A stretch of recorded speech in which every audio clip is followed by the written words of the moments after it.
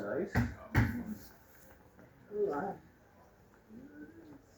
So this is the home of Austin City Limits. So we had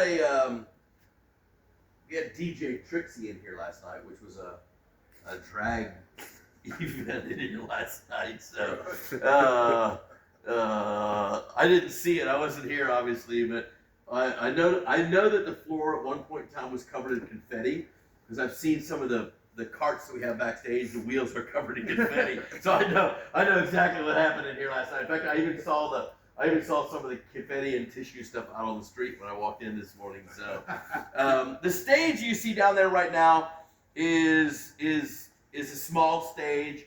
In fact, the television show stage is actually a little bit smaller than that. The stage that they use for the TV show is not nearly that big.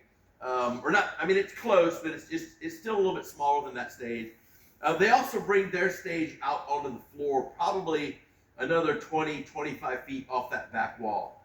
The concept for the television show is all about you feeling as though you're immersed into the television show.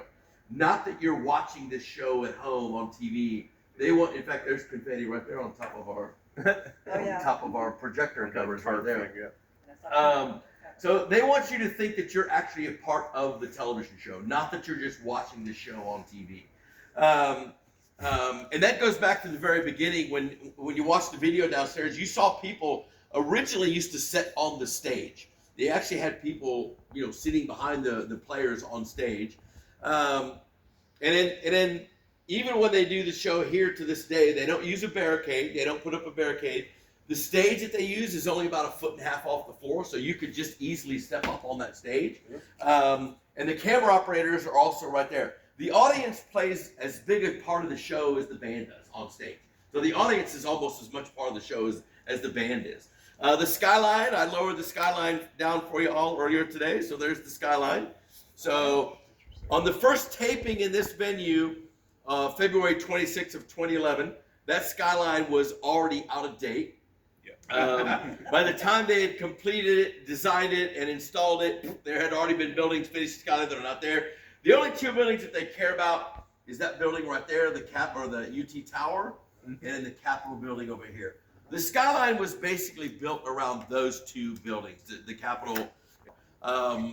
It will eventually go digital, but probably not until 2026.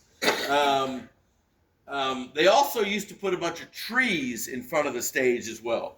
So they're trying to create this television illusion that this is just a big party in the streets down here in Austin, Texas. It never rains at 8 o'clock on Sunday night ever in Austin, Texas. We're here live every Sunday night. It never rains down here at all on a Sunday night in Austin, Texas. But one thing that they have in this studio that they didn't have back at the original Studio 6A is high definition. And because of that high definition, you could tell that those trees were obviously fake. So unfortunately, they don't put the trees on stage like they used to. The skyline really does keep you guessing. I mean, there are times when I'm telling this story about that skyline that I'll see somebody in the crowd and I can see them kind of like gently shaking their head. And then finally they'll say, "I swear to God, I thought this was done outside." It's like, oh, nope, never been done outside. Well, actually, it has been done outside twice. In fact, one of them was just Willie when he did his show across the river back in October. We have 11 lighting trusses up here. Those lighting trusses can go up all the way up here to the catwalk. They can go all the way down to the floor. Our PA pretty much lives in the room. Most of the shows coming into this venue know that they're coming into a self-contained venue, so they're not traveling with the PA rig. And if they are, they're probably not pulling it out because it just costs a lot of money to take that rig down, fly their rig, and at the end of the night, just do it all over again. So just, kind of as an expense thing. But there are bands and shows that come in here. They will bring in some lighting trusses, but not a whole lot of stuff. Most of the shows we do here are one semi. We'll do 2, 3, 4 truckloads, a few times throughout the course of the year. 5, 6, 7 truckloads. Maybe once. We've done those a few times over the years. We don't do those a whole lot in here. And so that means just like in terms of the amount of equipment Yes. that you're bringing in, what you have to set up. Got it. Got it. So those 2, 3, 4 truckloads, those things will normally start at about, maybe 5, maybe 6 o'clock in the morning, depending on what they have to do, what the production is, what they're doing with the production stuff.